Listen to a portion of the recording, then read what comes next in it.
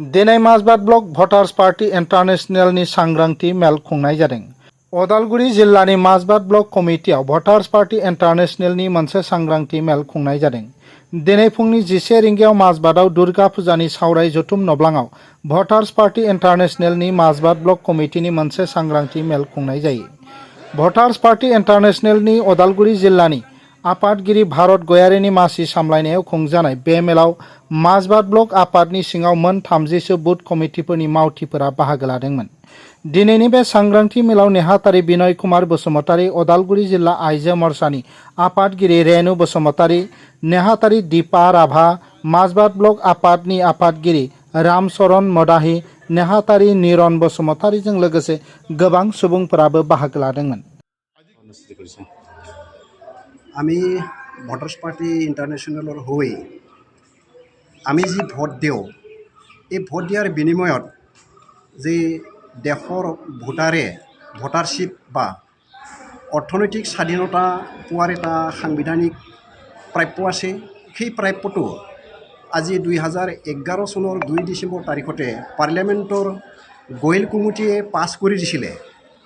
তৎসত্ত্বেও আজিলৈকে দেশৰ চৰকাৰে এই ভোটাৰশ্বিপ আইনটো প্ৰণয়ন নকৰিলে। সেইকাৰণে আজি আমি বাধ্য হৈ এই ভটাৰ্ছ পাৰ্টি ইণ্টাৰনেশ্যনেল নামেৰে ৰাজনৈতিক গঠন কৰি আমি ৰাজনৈতিকভাৱে এই ভটাৰশ্বিপ প্ৰাপ্যটো আদায় কৰিবৰ কাৰণে আমি এই সভা সমিতি আমি অনুষ্ঠিত কৰিছোঁ। কাৰ্যক্ৰম আগবঢ়া বুলি ক'বলৈ হ'লে অথনি মই ক'লোৱে 2011 চনতে গান্ধী চাহাবে পাৰ্লিয়ামেণ্টত এই প্ৰস্তাৱটো উত্থাপন কৰি তেখেতে পাছ কৰিছে।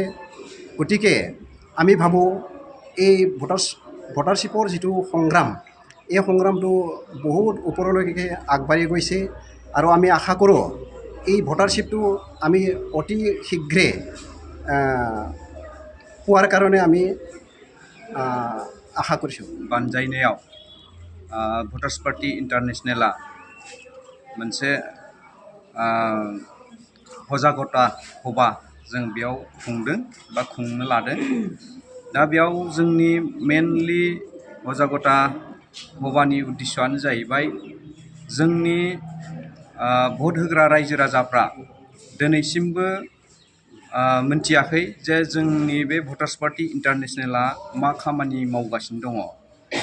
दा जों भटार्स पार्टी इन्टारनेशनेला खामानि मावनायानो जाहैबाय जों साफ्रोम भट होग्रा रायजो राजा भट होगिरि आइ आरो आफामोननो दानसेयाव 11,500 करै मोननांगौ होननानै दायो दाबि खालामबाय थादों आरो बेखौ होनोनो जोङो गुबुन गुबुन दोलोफोरनियाव जोङो आर'ज गाबदोंमोन, नाथाय बिथांमोना बे खामानिखौ मावनो हाया आरो मावाखै। दा बिनिखायनो जों भटार्स पार्टी इन्टारनेशनेला दायो बे खामानिखौ मावनो थाखाय आवगायबोदों। दा बिनि थाखायनो जोङो आं उदालगुरि डिस्ट्रिक्ट कमिटिनि आफादगिरि जानानै मोनफ्रोमबो ब्लकआव जों बे हाबाफारिखौ लादों।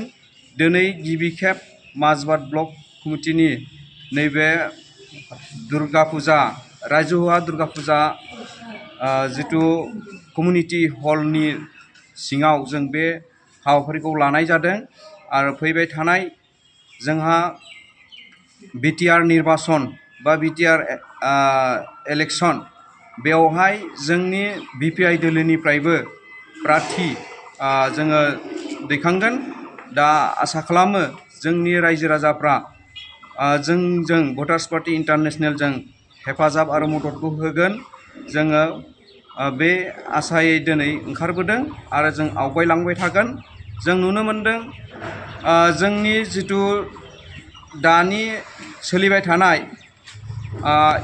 इउपिपिएल आरो बिजेपि मोननै एलायन्स सरकारा बिथांमोना जेबो मावनायखौ जों नुनो मोनाखै। बिथांमोना खालि आइ बाय न' बेनि फारसेल' गोसो होनायखौ जों नुनो मोनदों, किन्तु रायजोनि डेभेलपनि थाखाय बिथांमोना खामानि मावनायखौ जों नुनो मोनाखै। बेनिखायनो जों भटार्स पार्टी इन्टारनेशनेला खामानि मावनो थाखाय आवगायबोदों। माजबाटनिफ्राय जतिननाथनि रिपर्ट NBT लाइभ।